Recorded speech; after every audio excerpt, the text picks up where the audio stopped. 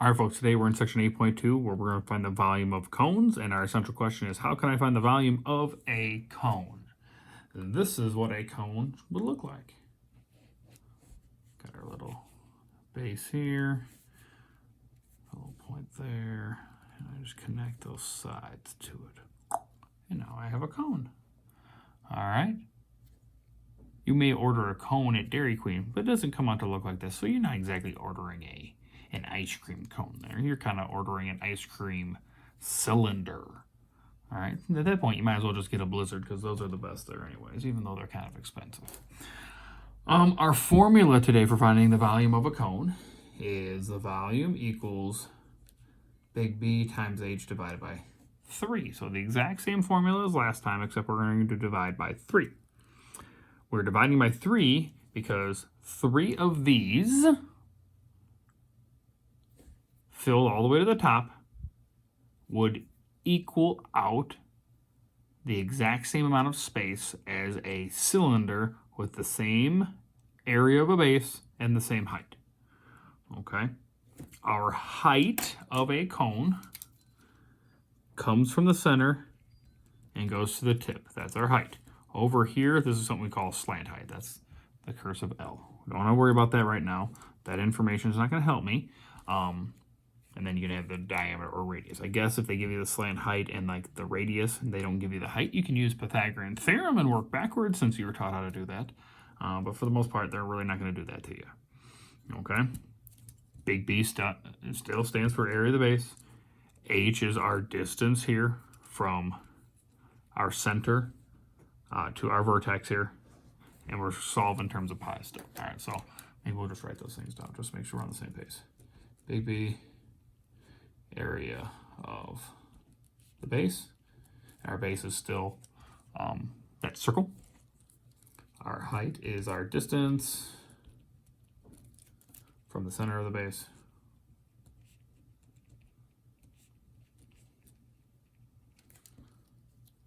to the vertex. And then we're still going to solve in terms of pi.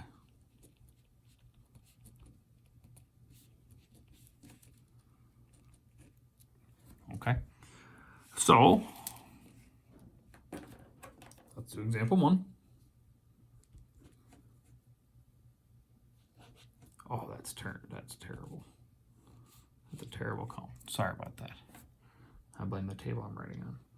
All right, so let's say we have, let's finish this off. Jeez.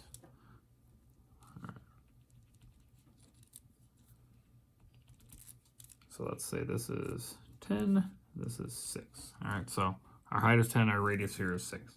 Okay, so we're going to plug into our formula. Big B is still representing the area of the base, and the area of the base, or our base shape is a circle, so we're still going volume equals pi times radius squared times our height, but we're going to be dividing by 3 at the end. So let's plug in our numbers. Pi stays the same. Radius squared is 6 squared times our height, which is 10, divided by 3. Order of operations tells me we're still going to go 6 squared first. So volume equals pi times 36 times 10 divided by 3. Okay? Now here's where it kind of works out for us. So like, I could go 36 times 10 and divide by 3 at the end and then throw pi on. Or I can see that one of these two numbers is divisible by 3. So before multiplying and get like a huge number here, I can just divide that. And that would give me our volume equals pi times 12 times 10. So that we can do. That's legal. You don't have to. You can wait to the end. But I can do it here if I want. And when I multiply it all out, I get our volume equals 120 pi feet cubed.